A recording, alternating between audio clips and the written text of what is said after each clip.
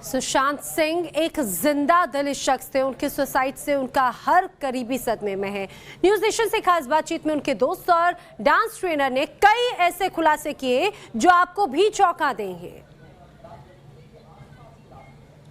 मुंबई में सुशांत सिंह राजपूत के पुराने दोस्त गणेश हिवरकर, जो सुशांत सिंह राजपूत को तब से जानते हैं जब सुशांत मुंबई में स्ट्रगल करते थे। गणेश खुद एक कोरियोग्राफर हैं जो सुशांत सिंह राजपूत को डांस सिखाते भी थे और बहुत सारी चीज़ उनसे सीखते भी थे। लेकिन गणेश इस बात को मानने को तैयार नहीं है कि सुशांत सिंह राजपूत जैसा शख्स आत्महत्या कर सकता है। आखिर क्या कुछ वजह है, गणेश से ही जानते हैं। गणेश जी, आपसे समझना चाहेंगे कि आप क्यों मानते हैं कि सुशांत सिंह राजपूत जो है वो आत्महत्या नहीं कर सकते? मेरी पूरी लाइफ में सुशांत सिंह राजपूत जैसा पॉजिटिव पर्सन मैंने नहीं देखा। 2007 में वो मेरे क्लास में आया था, मैं उससे सिखाता था, लेकिन वो शामक दावर से ऑलरेडी ट्रेनिंग लेके आ चुका था। तो वो भी बहुत सारे डांसिंग स्टाइल थे जो उसको मेरे से अच्छे आते थे, वो मुझे भी सिखाता था। हम दोनों का रिश्ता दोस्ती का था, बहुत अच्छे दोस्त।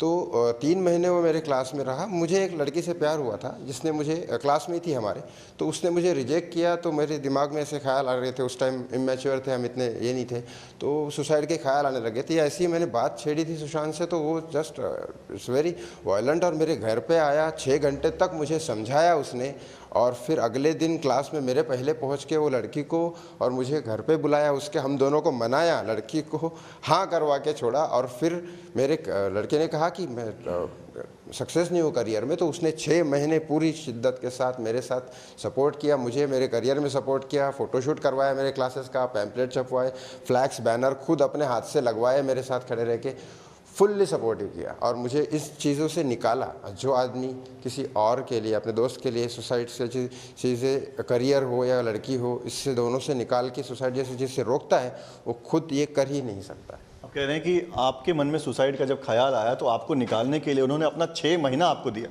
6 महीना पूरी कोशिश की उसने मेरे पूरे करियर को आगे बढ़ाने की। इनफैक्ट मेरे क्लास में 5 स्टूडेंट थे, उसको लेके उसने 100 स्टूडेंट्स तक पहुँचा है। जैसे सुशांत की वजह से ही हुआ था ये।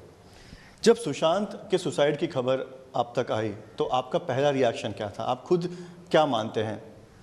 पहले तो मुझे लगा कि ये कोई पब्लिसिटी स्टंट ही है, क्योंकि ये सुसाइड कर ही नहीं सकता था। बाद में जब बहुत सारे फ़ोन आए और टीवी पे जब देखा, तब आई एम जस्ट शॉक। मैं तो 2 घंटे बैठा ही रहा कि समझ ही नहीं आया कि ये है क्या, कैसे।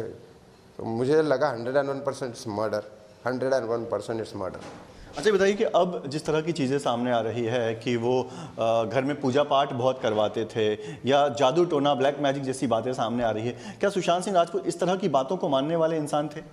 सुशांत के घर पे मैं सुबह सुबह कई बार जाता था। मार्शल आर्ट की ट्रेनिंग हमारे क्लास से पहले होती थी, तो वो भगवान के नाम पे कृष्ण की फ़ोटो रहती थी उसके घर पे, वो उसकी पूजा करता था और जाता था। That's it.